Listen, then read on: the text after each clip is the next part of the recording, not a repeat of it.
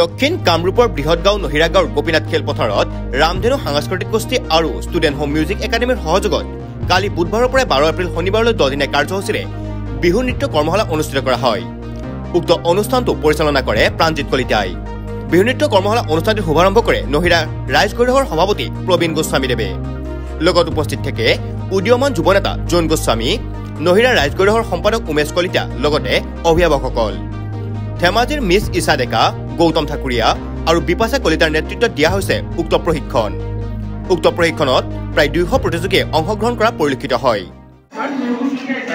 ৰামধেনু সাংস্কৃতিক গোষ্ঠী আৰু ষ্টুডেণ্ট হোম মিউজিক একাডেমীৰ তৰফৰ পৰা সকলোকে নমস্কাৰ জনাইছোঁ। এয়া আজি 2 এপ্ৰিলৰ পৰা 12 এপ্ৰিললৈ 10 দিনীয়া বিহু কৰ্মশালা অনুষ্ঠিত আল্টিমেটে হৈ আছে। আজি উদ্বোধন হ'ল।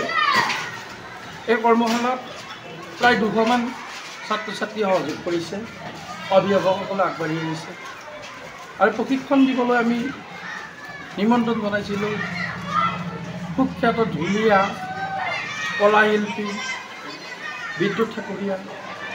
ধেমাজিৰ পৰা আহি পাইছে আমাৰ মিছ ইছা ডেকা, মিৰ্জাৰ পৰা আহি পাইছে বিপাশা কলিতা আৰু আহিব লগা আমাৰ বহুত আছে। বাঁহী ক্ষেত্ৰত আছে ৰাজীৱ, ঢোলত আছে আমাৰ গৌতম দত্ত আছে, তাৰ লগতে আৰু ঢোল বাদক আহিব।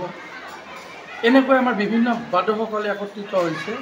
এটা ভাল কৰ্মশালা হ'ব গৈ আছে।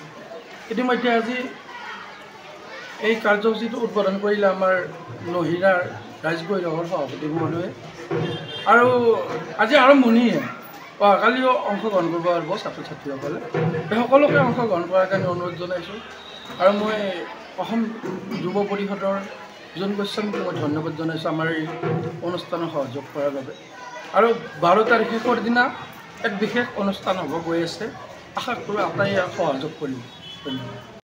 পলাবাৰীৰ পৰা জিতুমণি শৰ্মাৰ report, news any 365। Stay informed, stay ahead. News Any 365.